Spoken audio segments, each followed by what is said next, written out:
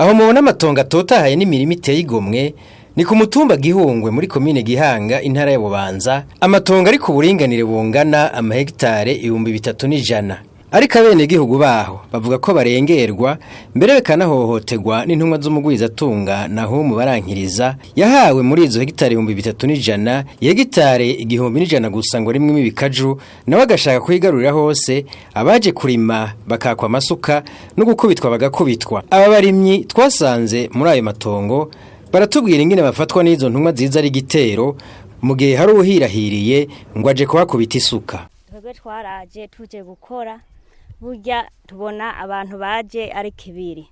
Burya ari abantu benshi bashika nk'ijana n'itanu batangura kutwaka amasuka. Ntidukore batangura kuja mu biterwa twateye barandagura. Burya umutama Desire niwe twacha tuza kumutabaza acaraza.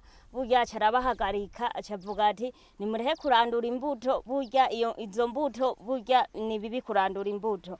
Abantu benshi baca baraza. Burya umutama Desire nyene bahakwa kumukubita. Burya bahatswe kumukubita. Burya niko abantu bacha bavuga ati twebwe turi ku kazi. Abamama bari bahagaze ku idigi namwe yarazanye bavuze ati twebwe turi ku kazi turahembwa. Twebwe dutegerezwa kurandura imbuto. Rimera yadutumye kurandura imirima yose. Burya bari bahereye aha. Burya bacha barabahagarika. Bari abantu benshi twabona ari abantu benshi bashika nk'ijana n'itanu.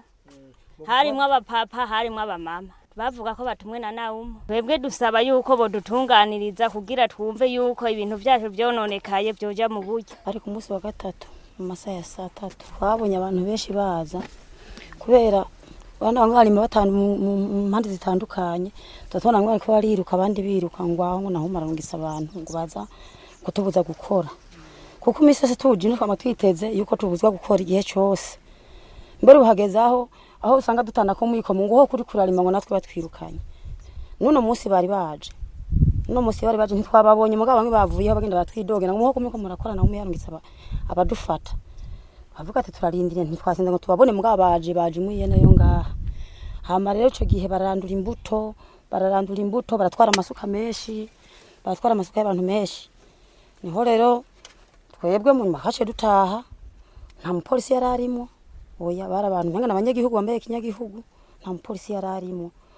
Cha turataha n'uyu munsi nta mutekano dufise aho duciye hose mba ngo Naumu ubu twarahise nizina ngo tunatwiruke. Niko hitwa tunatwiruke. Ubonye abantu benshi utunukyiruka nyene. Nuwo masuka twataye mu ishamba hariya. Twagiye kuyata ubonye umuntu wiketse ucuta isuka. Twebwe twashaka mu dushikira imbere mutuvugire izi mbuto zashu zaranduwe. Baduhindishiye akababara umuntu arimo kugira sorome yimbure kuko ni igihombo ku gihugu kuko yavuze ngo azogwiza isukari kugeza uno munsi nta sukari ntabo gitukinwa abantu bakimubuyi nta sukari kiboneka none atubuza kurima kumbure n'amatagisi yogwira muri leta tuko turarima je mu nari igihombo kuri twebwe no ku gihugu mwajejwe intwaro nta numwe tubona abo bantu sinzi imba bakuri Bujumbura imba bakurahe ayo masura ntayo tuzi owe nta mupolisi nta ujeje intwaro nta musirikare eka nta mbonera kure nta numwe turiga tubonamo. Uyu muntu barankiriza naho mu afisi societe yiwe izwi ku izina rya Tanganyika Business Company niwe amaze iminsi aturagiza twe twarashinze urubanza hanyuma haraje umuntu arapima aratwereka hegitari 1000 zibiza kugarukira yahawe barankiriza ni societe yiwe ni hariya hejuru hariho nta karimbe bashinze ariko barapimye turabona hagarukira. Aha rero yaraje bakihamuha muri 2009 mugabo yagiye kuhasitura muri 2010 niho yadosita akadutwara ahantu hatari hato avuga ko ishirahamwe giwe ngo rikora n'umukuru w'igihugu ngo ntiyogwana n'agashiramwe kacu kabene gihugu. Ibyo rero turazi ko twabisezereye umukuru w'igihugu harubu yavuze ati umufuko uronka amafaranga umuntu naburonka icuge. Mu byivugo twatanze baratwumviye bariko baratwumviriza nitwumva nyene yorenga amategeko y'igihugu akarenga abantu bamaze kuza bakatwumviriza agacaza kwirukana abantu bariko barema amatongo yabo batijwe na leta haciye imyaka itari mike. Nta burenganzira yihaye yafashe aho hose asitura hegitari 3000 kandi afise ikete y'igihumbi kimwe ngaha muri komine Gihanga umutumba wa Gihungu ariko akaca izindi jana bazimuhaye z'amatuta hariya kuwa Rubondo hariya muri Mutimbuzi. Cyo dusaba leta ihari ubutegetsi kuva ku hasi gushika hejuru buhaguruke bukingira bene gihugu ko niryo terambere y'igihugu. Bongere butungane nabwo budutunganirize twaritwaye urubanza twarushinze kw'iki caha cakozwe cyo kurandura imbuto. Dukeneye ko botuja imbere kugira ngo abononewe ibintu bariho. Hanyuma umutekano muke nimba ari leta iturondera igipolisi nico cegera abanyagihugu baze baracunga abo bantu baze kuturandura imirimo. Kuko twebwe umunyagihugu abonye umuntu aje n'imipanga n'ibihiri nk'uho biri mu mavideo baca bashira mu ijana, nanje simba ndi ngaha mbafise kandi kazi ndiko ngo ndabahumurize. Nasaba rero ko abajejwe intwaro leta turimo kandi tuyoboka ko yotuja imbere kadukingira kuko nikijejwe. Jewe nagiye mbona abantu barenga 150 baserukana hajya muri rirya shamba baje, jewe nari muri zirya pasteke ziri hajya ayi, rero mbona bafise ibihiri n'imipanga n'amasuka, harimo abagabo n'imisore n'abamama, baca bahagarara hajya ayi kuri rirya shamba barabino. Hama mbona abanyagihugu bose barahagurutse baraba hariya, bamwe batangura kwiruka. Batanguye kwiruka burya niho naza mbona baje baca baza ukuyi baca ngaha ayi. Bageze ngaha baca bakorokana ngaha, diregiteri yarabarongoye yitwa Clovis aca babwira ngo heraho nyene ngo murandagure ngo ibi byose ngo simbone na kimwe ngaha. Baca bakorokeramwo n'amasuka, bakorokeyemo n'amasuka abene gihugu baca bakoma induru ntabaza ngo dutabare bariko barabiruka ko ngo babambura amasuka. Jewe nje mva hariya nza ndiruka nca mpamagara diregiteri tinyakubahwa hagarika ibi bintu uze tuvugane. Jewe ndi ngahaye nk'umushinga ntaye kandi nk'umunwa yo muri koperative ndetse ndi no mu ndongozi za koperative, ibibazo bihari mu bimbaze ngo ivyo ntibikunda ngo we ngo nta jambo tugwa ngo ntitukumvirize. Ndababaza basi ninde yabatumye kurandagura iyi mirima ngo twe ngo twatumye ngo n'uturongoye, none wabarongoye ntafise izina ngo we vyumve ko ari uturongoye ngo niwe yaduhaye uburenganzira. Cyo nabaza ati konza ari nawumu ngaha ayi duhana urubibe n'iyi koperative niwe yabatumye ngo yegome niwe yadutumye. Kinabwira ati rero vyiza mureke kuruka kwa abanyagihugu, nimuhagarike mureke kurandura imirima, hama mwitura ubutungane kugira ngo ntibize bihabye bikwega induru. Burya bimaze kugenda uko niho baca bavuga ngo ivyo ntibikunda, baca barabamwe umusore umwe w'umuharahara aca tora uruhiri aca yiruka ku uwo muhonga ari nyuma yanyu, amwirutseko baca bafatanira ngaho oyi babangura imipanga, abandi bahungu bari bahari nabo baca babangura iyindi. Navuga ati nimureke ntimutemane kuko vyo hava biboneka nabi. Ndahamagara diregiteri iti we nk'umuntu aserukiye abanyagihugu aba bantu ko bagomba batemane ibi bintu urashobora kuzovyemaga kugatwe kiwawe ngo jewe ngo nzovyemanga ngo nije nashizwe imbere ngo natumwe. Tine washizwe imbere watumye tego mundi mutama bari kumaca mubwira ati ibi bintu rero ko abantu bagomba batemane vyo hava bidukwegera, ahubwo nimureke tugira imyumvikano twumvikane kugira ngo ntihave hava amaraso. Burya twaciye duhagarara hajya ayi baca bavuga ngo mviriza rero ngo nka wewe ngo nk'umushefu ngo tugomba tuguhe ngo abantu ngo muzokorana ngo bagumye bacunga ngaha ayi ngo umunyagihugu azosubirayo ngo bamusanzeyo ngo bamwake isuka ngo bikunze ngo yase ngo banamuhane. Baca batora imiharahara y'imisoro 5 baca bayibwira ngo mviriza rero ngo mwebwe ngo ngaha ngo nimwebwe tuhacungishije ngo umunyagihugu muzosangayo tora isuka abananiye kubita hanyuma ibizoba tuzisigura. Abo bahungu baciye babatwerekera ngaha ayi 5 barengana bafise imipanga n'amahiri. Abo bahungu umunyagihugu wese baciye kaca yiruka kubera bafise amahiri n'imipanga. Twebwe rero twasaba ubutungane kudutunganiriza kuko nta ujejwe umutekano numwe abarimwo, nta n'uri mu ntwaro twigera tubonamwe. Tubona ko gagwi wona umuyatoye kabo bantu harimo n'iyo misore kandi bahagenda bitwaje ibintu bikomeretsa nk'imipanga n'amahiri.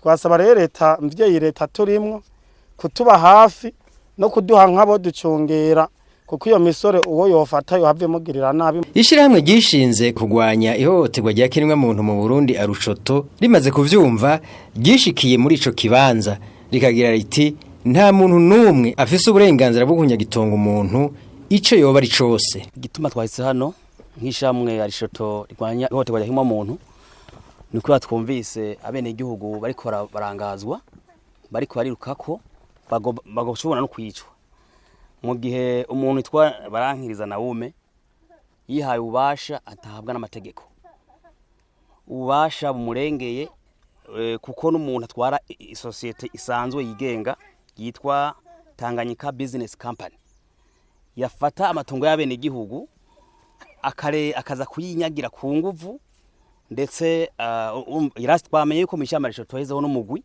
w'abantu bitwaje imipanga bashobora no kwica abantu mu gihe tuzi yuko amategeko atekanya ukuntu umuntu umwenegirwa kugwa mu itongo ati bigenda gute kugira umwenegirwa kugwa mu itongo bikogwa n'ingingo ya sentare gusa naho nyene mu ngingo ya sentare yabaye ntabanduka mu rubanza rwamazwe kuba ntabanduka canke ingingo ifatwa na leta mu gihe leta ikeneye ahantu naho nyene igomba kuhakorera umugambi no kwita mu gifaransa d'intérêt général umugambi w'igihugu w'inyungu rusangi ku gihugu muri ico gihe leta irafise uburenganzira bwo gukura abene igihugu aho hantu mugabo ibanza kubateguza bakajirama n'ingingo hama igacibaho umuzibukiro uhuye naho hantu ubimo niko amateka bitegekanye mugo umuntu itwa Naume barankiriza wewe ni gitangaza mu gihugu kigibona amategeko mu gihugu kifise umukuru w'igihugu akiramutswa kikagira inamashinga amateka nampinguza amateka kikagira urwego rw'ubutungane kikagira cyo kwitwa leta n'amashikiranganje rongo n'umushikiranje wa mbere umuntu umwende vidi Naume barankiriza ashiraho umugwi womora abantu imirima ukarandura ukishingira karimbi abene igihugu bibaveho nta mupolisi urumva twumva nta muntu w'umuntu wararimo nta nyamirama mu gipolisi barimo nta butungane burimo none uwo muntu dusaba rero yuko amategeko akurikizwa icambere dusaba nyerico mukuru w'igihugu cy'u Burundi kuko nyene yarivuge yuko umuntu mbere afise umunwa wose utegeza kuronka icurya umufuka ronka amahera nukuvuga bene igihugu we ko barakora rero bari mu ntumbero yo gushigikira intumbero y'umukuru w'igihugu ndetse mu matongo yabo atarekwa Naume nukuvuga tutabeshanye muri ejo turabona yuko Naume barankiriza ariko agwanya intumbero y'umukuru w'igihugu ndibaza yuko umukuru w'igihugu nk'aba mene abo bantu bariho bitwaza karabugiza tunga bafise amahera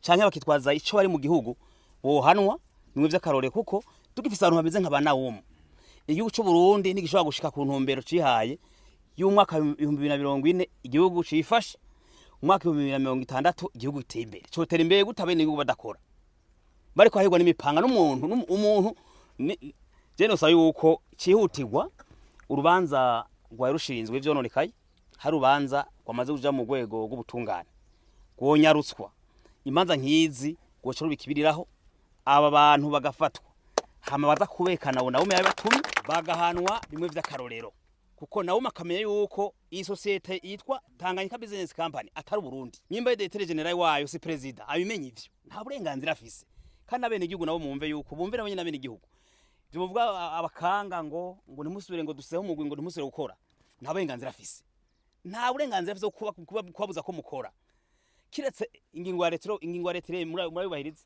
n'ingingo y'ubutungane gusa twarabonye yuko leta kinaje gitangaje muri ejo twatohoje leta haye Naume ngo myo kivuga kije kumugaragara nabiri gumucumve yamuhaye ihegitari 1000 n'ijana igihumbi zimuha ku ruhande rwa Gihanga ku musozi wa Gihungwe ngibi biranditse ijana ku Mutimbuzi muga leta mu ngingo y'umushikiranganje ajeje gutanga amatongo ingingo ya 20 kwezi k'umunani mu mwaka 2009 niyo amushikiriza aho hantu naho nyene ivuga yuko bazoza baramwongera 50 ya mbere abanze arimo imikaje ahingura isukari iboneke amaze guhingura isukari bacamwongera iyindi 50 hari isukari murabona irahingurwa deja nahafise n'ibishamba ariko aronona leta hugo leta tweje dusaba ngaha dusaba leta yuko ahantu kuva mwaka wa 2009 imyaka 10 kurarenge hadakora ni hamwake yashira umugambi w'iterambere leta imaze kumuha mumenye imaze kumuha hegitari 1000 wenyene Naume yaciye ashinga umugwi wiwe mu gifaransa kivuga ngo ni décision numéro 3 ya 2010 porta création d'une commission ni TBC Suga project chargé de la mise en valeur de 3000 hectares agihanga urumva agihanga ni ukuvuga yuko leta amaye 1100 yaciye nawe yiha ihegitari 3000 igihanga ni ukuvuga yaziricera 3100 kuko mutimbuzi ni jana hariya urumva acenje habe n'igihugu ku nguvu wo muntu mva ari mu mugwi w'abantu leta igomba gufata igahana kuko ari gwagwanya intumbero y'umukuru w'igihugu gushika kuri ku ntumbero y'igihugu iteye imbere 2060 aho hantu kumva rero ngo mumva leta yamuhaye ngo agire ihingura y'ibikaju turonka isukari uwo mugara umugambi mwiza turakira isukari mugara byakoze twabibona tuzaba rero leta ibitohoze neza ibimuhanire kuko ni icyaha cyo kunyuruza amatungo y'igihugu ivyo rero ntushobora kuvyemera yuko haba umugwi w'abantu badakogwako kwigira uwo mugwiza tunga kwigira umutegetsi akomeye kwigira umugenero ntibikenewe mu Burundi kuko umukuru w'igihugu yavuze ati ngo kivuye hejuru caragaze ni cagaze none uburonyi mba carahagaze dusaba rero amateko yubahirizwe umushiranganje w'idukikije n'ubworozi ubushiranganje ni umwaka hino tongo kuko ari umugambi uriho none wakoze uri habere igihugu canke ko undi migambi iterambere ko numvise bafise hari n'abasavye bagomba ho borimira baratumye ko biriko birigwa ngihazo bo ngaho kugira ngo abene igihugu turonke ivyo dufungura ubona ko bice guma biduka niba ndibaza yuko arico to ico yohereza ko naco twovuga yuko leta y'u Burundi dore ko mukuru w'igihugu abantu arabe neza aba bantu bigira igihugu mu kindi kuko akona kamaramaza mu gihugu mu makungu umva urengaza bakiramwa umuntu ishwashaka ca kabiri tuvuga naco duherezako nuko inzego z'ubutungane nka procureur ushingiza manza mukuru izenzo wa Republika ushaje ubutungane iyi dosoko mu mirima mu ntumbero yo gushikira intumbero mukuru w'igihugu igihugu iteye imbere umufuko wose nk'amahera ni bamuhane vy'akarore kuko iyi ni rebellion birahanwa ushaka mu mirima mu gihugu kimwe amategeko n'inzego ugume widegemvye kina cabene igihugu nsaba bubahirizwe niyo ntumbero n'iterambere rya mbere kwa mwene igihugu bibahirizwa mu vyiwe akigenga mu vyiwe atawanja wangura